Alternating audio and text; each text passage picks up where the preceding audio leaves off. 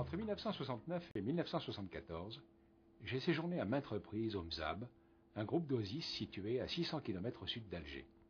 J'y ai réalisé 2 films et un livre appelé Lumière du Mzab. Lors de mon premier séjour, le 24 juillet 1969, la veille, Armstrong s'était posé sur la Lune. Ce soir-là, le cheikh Bayoud Brahim Ben Omar, considéré comme un des plus grands théologiens du monde de l'islam et le grand chef spirituel des Mozabites, expliquait sur le toit de la mosquée de Guérara, à 300 hommes rassemblés pour l'occasion, que la Lune était réellement une planète et que l'homme s'était réellement posé dessus. En même temps, on savait que des commerçants mozabites circulaient dans le monde entier pour acheter et revendre des marchandises en ayant une parfaite connaissance du monde international. Et c'est peut-être le Mzab la meilleure démonstration de ce que le philosophe Pierre Bourdieu appelait le dialogue entre la permanence et l'altération. Prenons Alger comme point de départ et tirons une verticale droit vers le sud. Eh bien, au bout de 600 km, on est à Gardaïa, qui est la capitale de ce qu'on appelle couramment la Pentapole, c'est-à-dire les 5 villes du Mzab.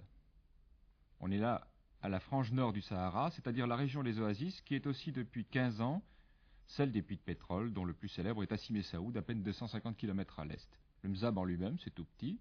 Sur 15 km de long, il y a 5 villes qui sont piquetées au bord de l'oued Mzab, dans une forêt de palmiers dattiers.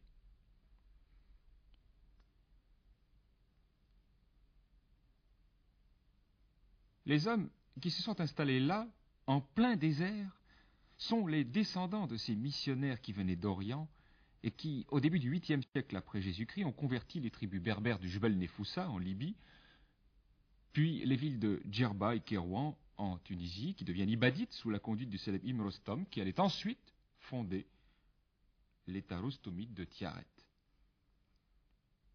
Au bout de 130 années de gloire et de lumière, ce fut la première fuite au désert vers l'an 900, la fuite vers Sédrata, Isdraten berbère, tout près de Ouargla, après la destruction de la cité de Tiaret par les califes fatimides.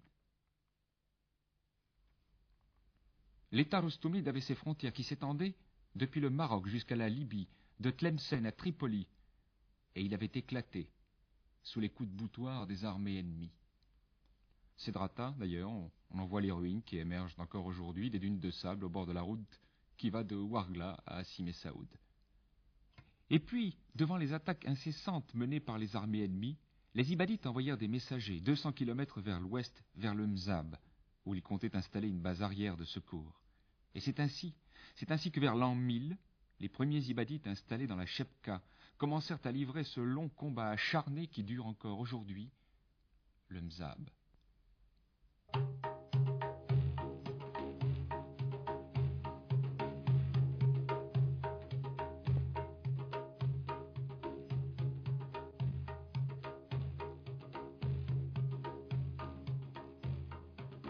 La région du Mzab s'appelle communément la Chebka, ce qui en arabe veut dire filet ou réseau.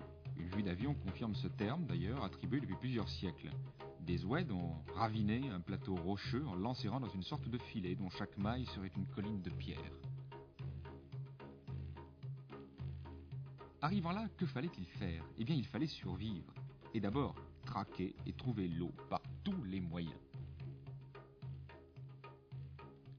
Car ici, aucune source ne jaillissait, aucun ruissellement permanent n'existait, aucun puits n'était foré.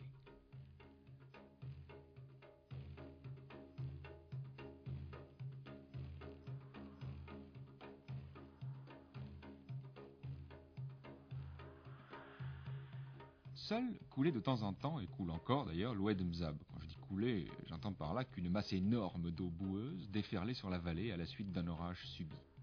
Et cela 1 ou 2 fois par an, ou même beaucoup moins, car le lit de l'oued restait quelquefois sec pendant des années. Et c'est d'ailleurs en cela que les oasis du Mzab sont originales. En général, les hommes s'installent, et surtout en milieu désertique, là où il y a de l'eau naturelle. Eh bien, c'est justement cette absence d'eau naturelle et facile qui fut l'un des arguments de l'installation des Ibadites dans la Chebka, car ils fuyaient les persécutions de leurs ennemis, et ils pensaient à juste titre qu'ils seraient plus tranquilles dans un endroit complètement désert que dans une oasis déjà occupée. Premier travail, donc,